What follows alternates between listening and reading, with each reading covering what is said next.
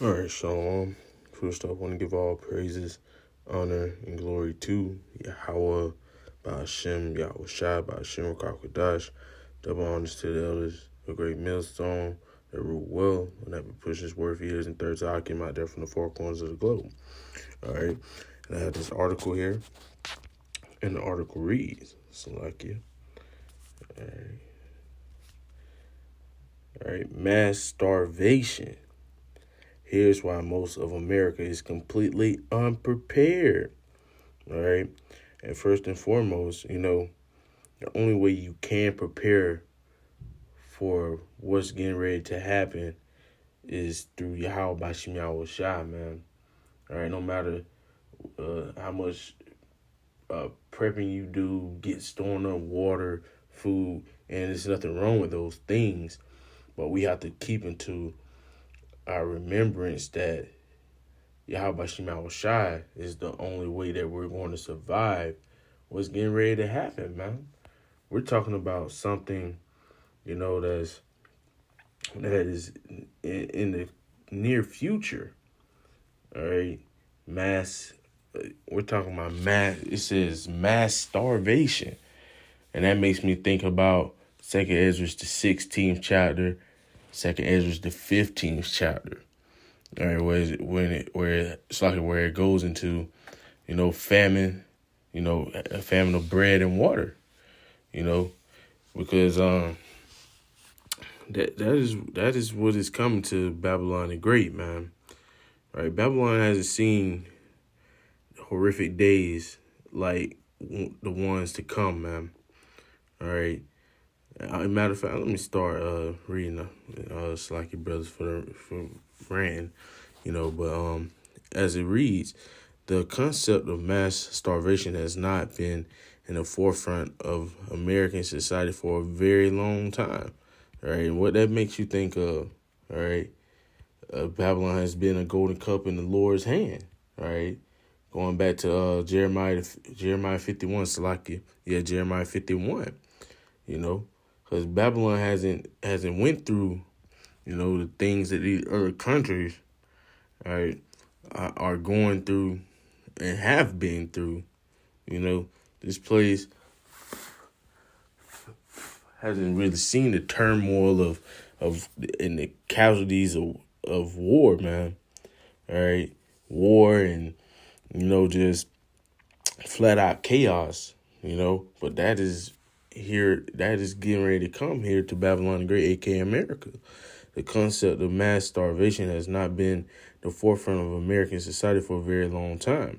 Even during the Great Depression, the U.S. was majority arguing, so like on the wording, and most people knew how to live off the land. And see, that's the thing with now. All right, let's get it. All right, because as the scripture says, woe to them that go down to Egypt for help. All right, in Isaiah. All right.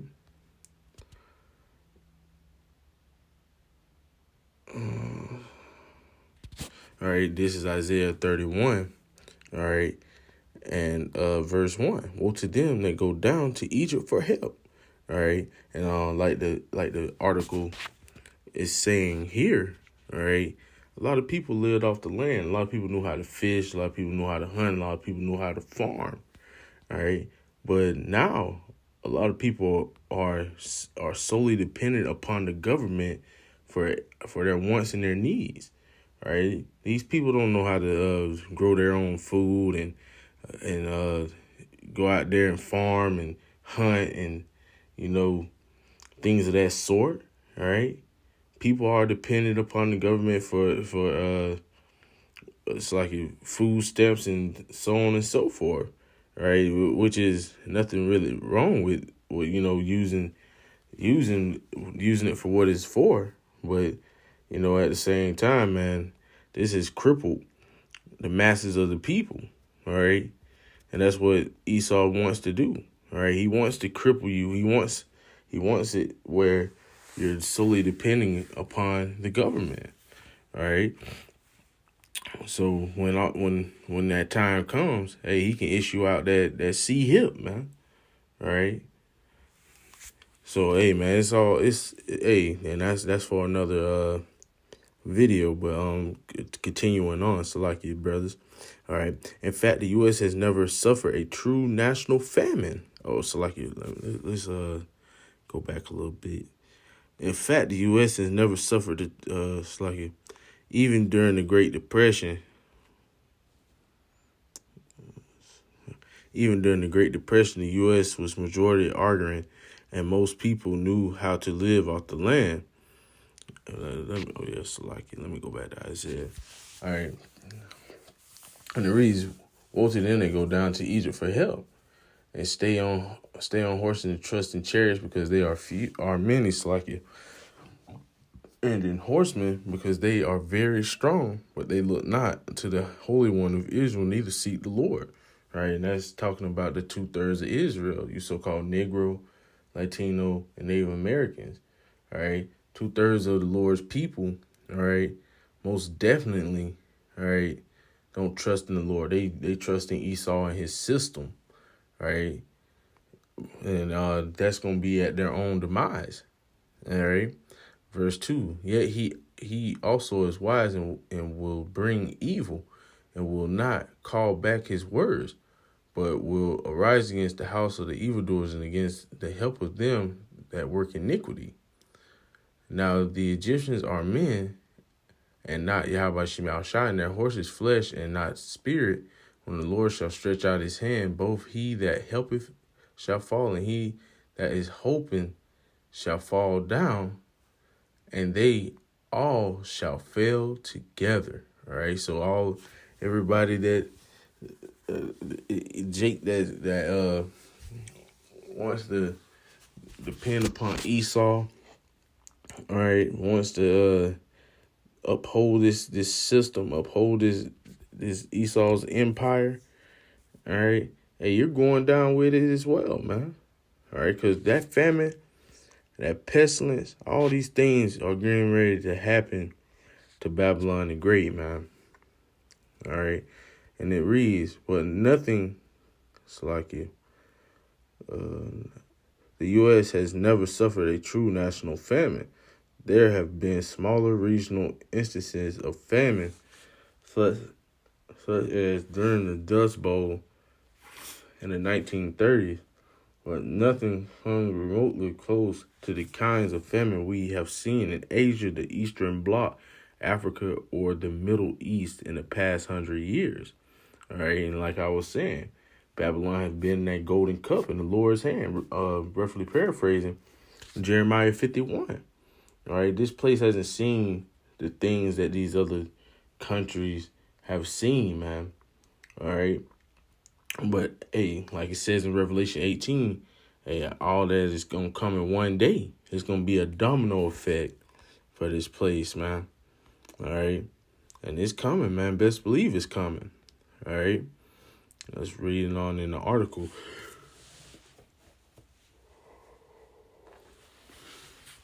Even Western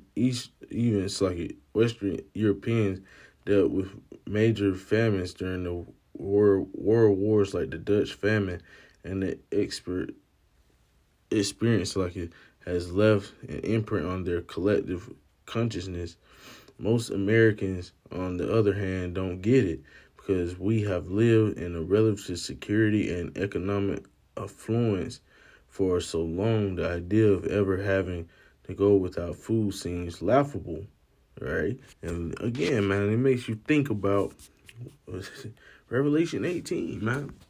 All right, because that's that pride, all right, that these Americans have, and that pride is fading away, all right, because people are starting to realize that all shit is getting ready to hit the fan, man. All right, it's getting ready to truly turn into something worse. All right, this is Revelation 18, and I'm gonna start at verse 4. So like it, and I heard another voice from heaven saying, "Come out of her, my people, that ye be not partakers of her sins, and that ye receive not of her plagues." All right, and it's like, how do you come up out of her? All right, first in your la'ah, which means your mind, coming back to the law, statutes, commandments of Yahweh Shema Shai. All right. And ultimately, getting on those chariots and getting up out of here, man. The only way is up. All right. That ye be not partakers of her sins, that ye receive not of her plagues, for her sins have reached into heaven. All right. And the Most High sees all the things, all the iniquity, all the atrocities, all the things that goes on here. All right, the Most High sees it, man. All right, and he's just adding on to the case pretty much, man. All right, so when the Most High lays down that gavel, all right, it's going to be a guilty by what's the word I'm looking for? Guilty and by unanimous decision, man. All right. Gonna be all out guilty, man. All right. So like in verse 5, for her sins, so like it have reached into heaven, and Yahweh Shema Shai, remember her iniquity. Reward her even as she rewarded you, and double unto her double according to her works, and the cup of which she have filled to her double. So this place is going to get hit with double of that destruction, double of that famine, double of that pestilence, all right, double of all the things that Most High is getting ready to bring to Babylon the Great, man. And like I keep saying, you haven't seen nothing yet, and that is true. All right. Verse 7, how long she have glorified herself and lived deliciously, so much torment and sorrow give her, for she saith in her heart, I sit a queen and am no widow. And that's going back to the article, all right, of people thinking that it's laughable, all right. And again, going back, all right, for she saith in her heart, I sit a queen and am no widow, and shall see no sorrow. Therefore shall her plagues come in one day, death and mourning and famine, and she shall be early burnt with fire. And that's going to be the icing on the cake, that fire. All right, you got to be up out of here, man.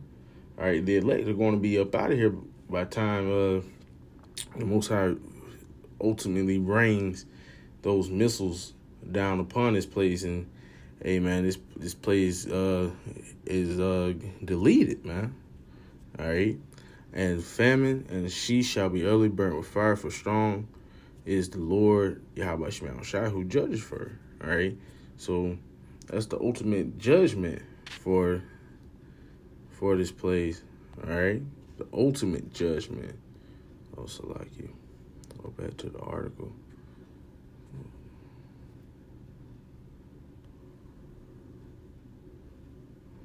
All right.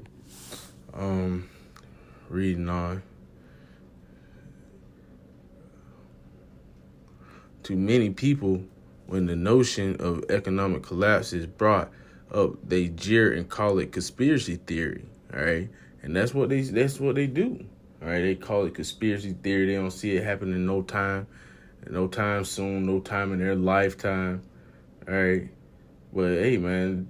Hey, this is the time where the Most High is getting ready to show you who He truly is. All right, and hey, and another thing about that conspiracy theory thing. All right, hey, most conspiracy theories turn out to be true anyway, man.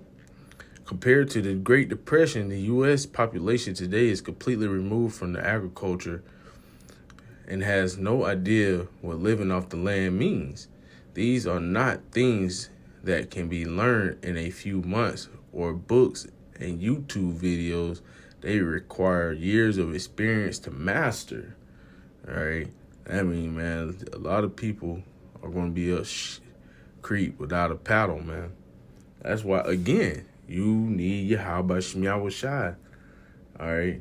Even if you did have those experiences, you need Yahweh Shema Shai, man.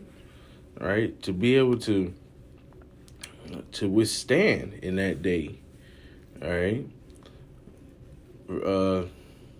Continuing on, so like you, I will say that things have changed dramatically in the past 2 decades. I have been writing for the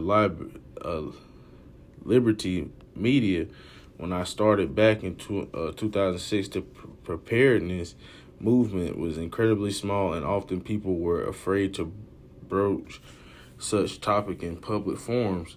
In the past several years, preparedness culture has exploded in popularity. Millions of Americans are now dedicated survival experts with extensive preps and firearm training. Prepping and shooting is no longer the realm of tinfoil hat crazies. Now it's considered cool, all right? But it doesn't matter. All the preparation you can do isn't going to save you, man. All right? This is the best preparation right here. All right? Wisdom and knowledge should be the stability of thy times and strength of thy salvation. Like the scripture says, man. All right? And must I add on, with Isaiah 65? So like it, let's grab on. Matter of fact, Jeremiah 30. All right? Because people don't really understand that the time of Jacob's trouble is at hand, and you can prep, you can have the best eye for eye shot, but if you don't have your Yahweh Shemel shot, man, you so-called Negro, Latinos, and Native Americans, man, you're done for, man.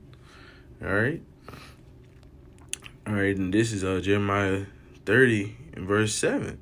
Alas, for that day is great, so that none is like it. It is even the time of Jacob's trouble, but he shall be saved out of it. All right, and it says no day is like it.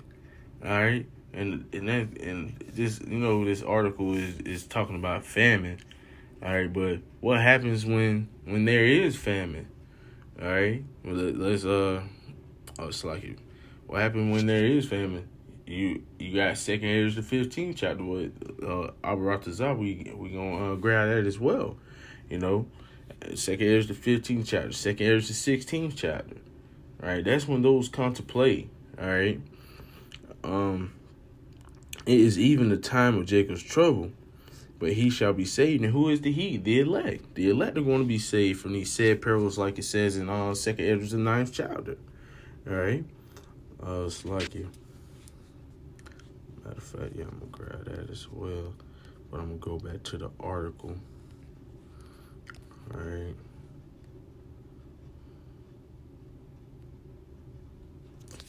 All right.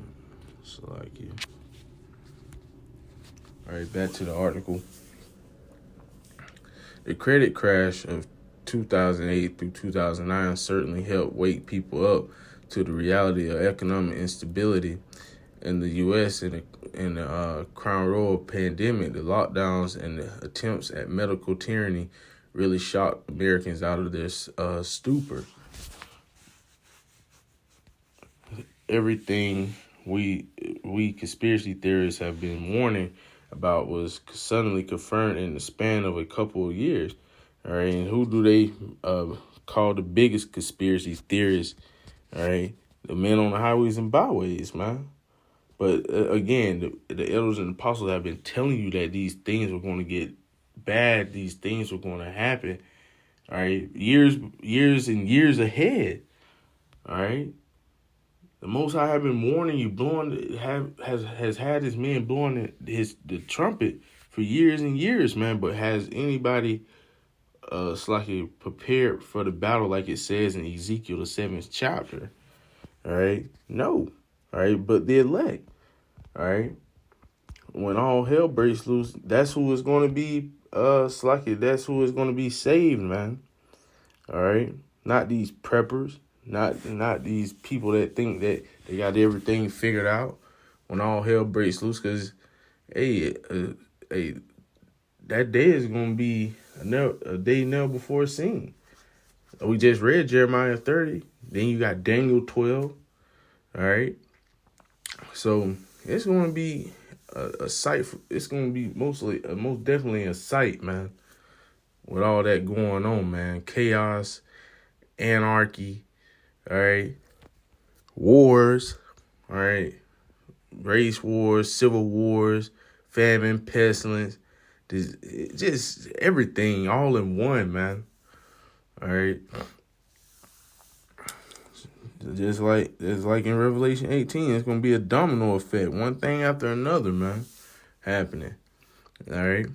Everything we conspiracy theorists have been warning about was suddenly confirmed in the span of a couple of years.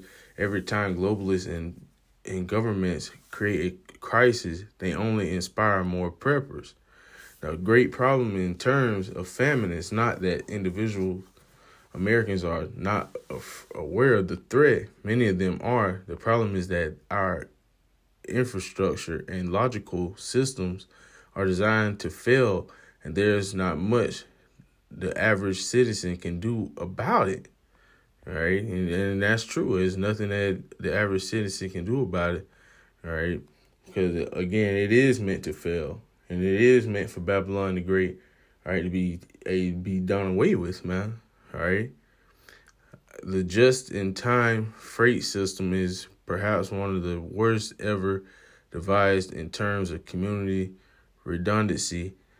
Any disruption, no matter how minor, could cut off supplies to a town or city for days or weeks. All right, now, hey, what they make you think about? All right, second is let's grab it. Second is the 6th chapter, 6:22. All right. And it reads, and suddenly shall the sown places appear unsown. The full storehouses, that's talking about your grocery stores, your Walmarts, your Krogers, your Targets, your Winn-Dixies, wherever. So you whatever you have and wherever you stay. All right. Even those Dollar Generals and stuff, man. All right, it's gonna be horrific out here, man. All right, it's gonna be bad, man. All right, and people, guess what? When they run out, second is the 15th chapter. People are gonna run up. Your best friends, your neighbors, your family members. You know, run up in your house if they know that you got it. That's why you need the Lord on your side, man. Appear unsown. It's like it unsown, the full storehouses shall suddenly be found empty. All right. And we had a preview of that, all right, with that whole C-19 situation. So like it. With that whole C-19 situation, we had a preview of that. People buying toilet paper, man.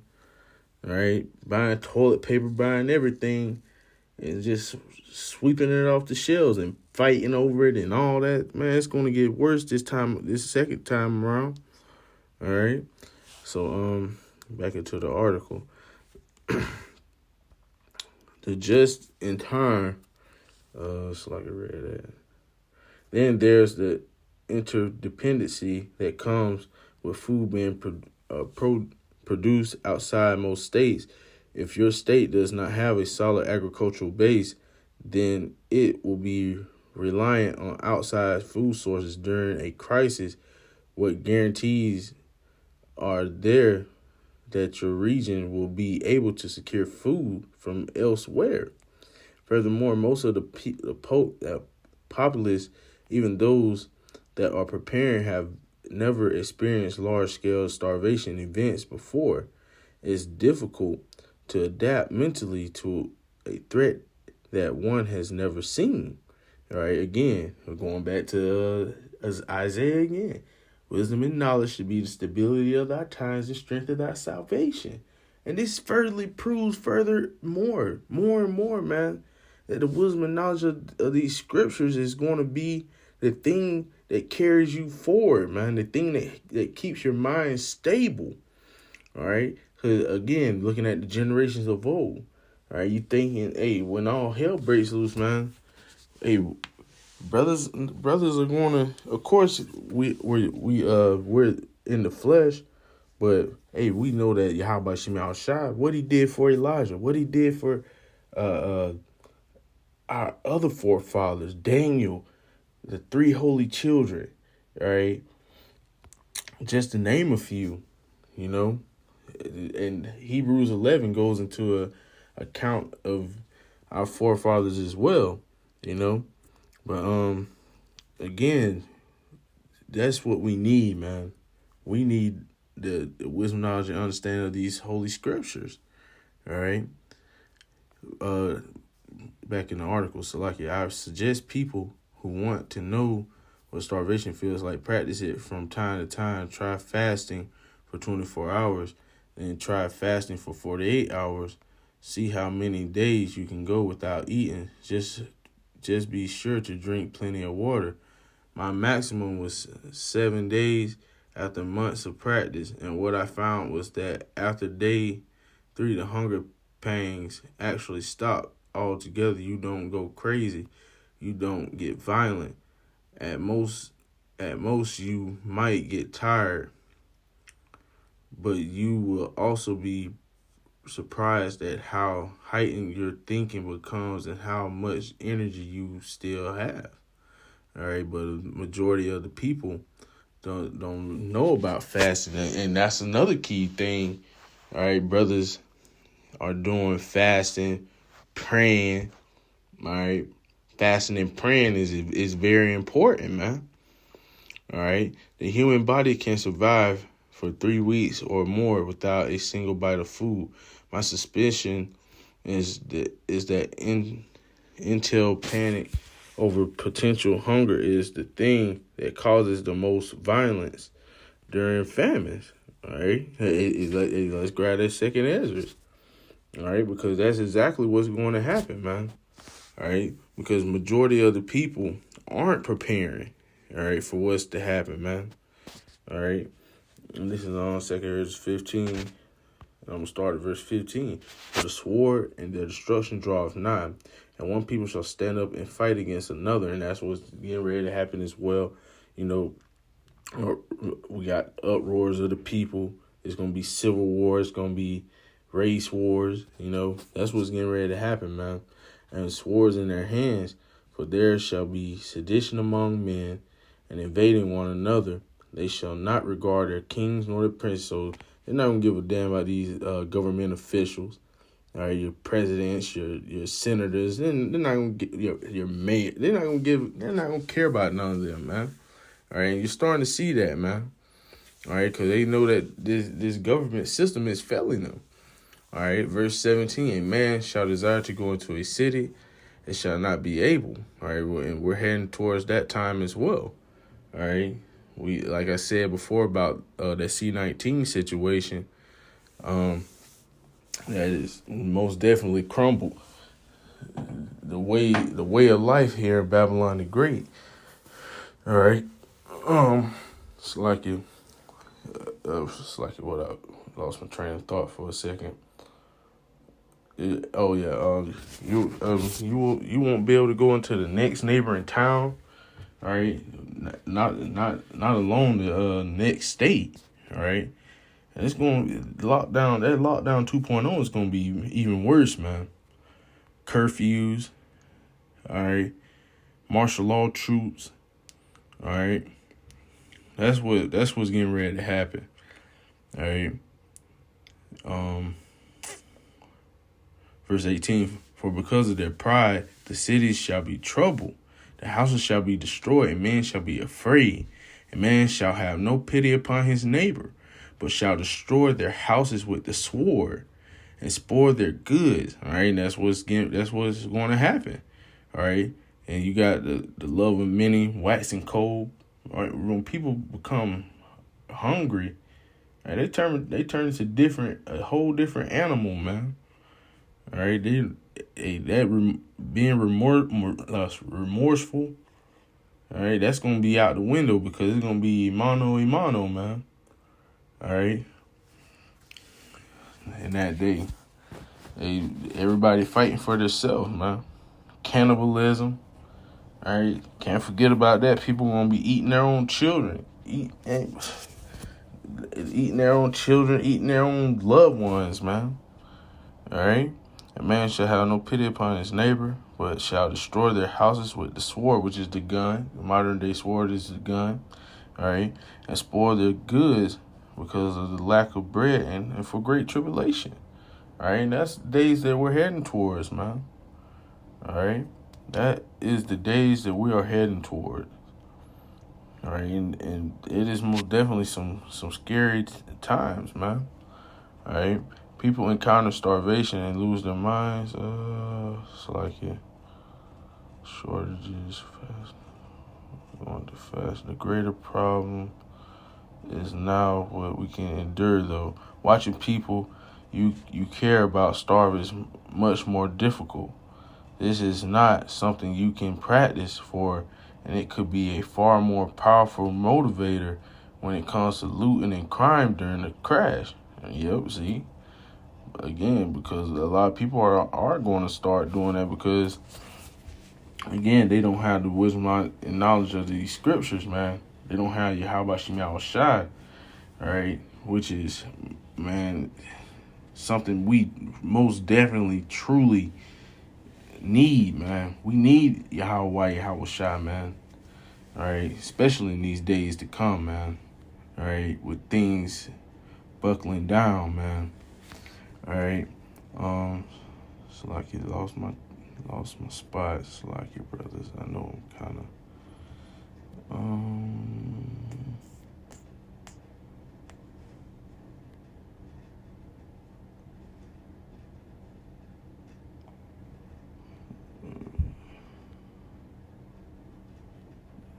all right here. The goal, of course, is to avoid famine altogether. Food shortages, the foundation of any survival plan, and there's no avoiding it, man. You can't avoid the hand of the Lord, man. Anyone who claims that jumping right into agriculture and hunting and wild edibles is the solution has never actually had to survive off the land in their lives. The reality is finding enough food and growing enough food to live on is difficult for most people, even in normal times. During the collapse, crops are often difficult to plant safely. They can be stolen or destroyed easily and require large communities of people to maintain and protect. Even smaller gardens can draw attention from undesirables and are hard to hide. All right, like going back, they grab that Ezekiel 7, man. That's all. Hey, man, that goes to show you that these scriptures are for sure faithful and true, man. All right, and now these things that the elders and apostles have been telling you don't seem too far fetched. All right, it's like this is. I'm gonna start at verse 14. This is Ezekiel 7 and verse 14. They have blown the trumpet to make all ready. Who have blown the trumpet? Those are the apostles of great millstone and brothers ranking on down. All right, but none goeth to the battle. What is the battle? The day of Jacob's trouble. For my wrath is upon all the multitude thereof. The sword is without, and the pestilence and the famine within. He that is in the field shall die with the sword, and he that is in the city, famine and pestilence shall devour him. And see, that goes hand in hand with this article. That's what's truly getting ready to happen, man. All right, that is what's truly getting ready to happen. All right, let's go back to the article. All right, hunting might be useful initially if you live in a rural area, but you won't be the only person in that with the same idea, and animals will move out of a region quickly if they are being hunted on a daily basis. You will have to go further and further out to find them, and that's risky during a crisis. Wild edibles are nice in spring and summer when they are plentiful, but then again, if you're hiking around, spending more categories with you, it's like that you can get from these plants, then the entire exercise is pointless. I tend to find that wild edibles proponents are the most delusional when it comes to the logistics of survival. Survivalists who think they're going to run to the woods and live off of a random plants they find they will probably die. Growing food, hunting, and foraging food are all supplemental measures, especially in the first years of any crisis event. Without a primary emergency supply, most people will not make it. All right, let's go. Make me think about 2 Ezra 16th chapter now. All right, because these things are getting ready to happen, man. All right.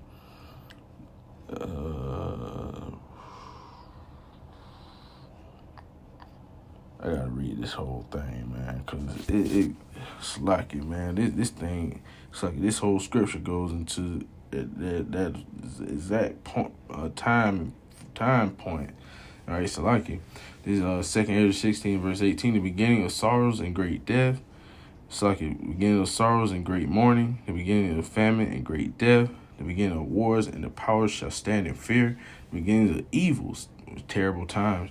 What shall I do when these evils shall come? And that's Ezra seeing these things, all right? And he's a man of the Lord, and he's asking what shall he do?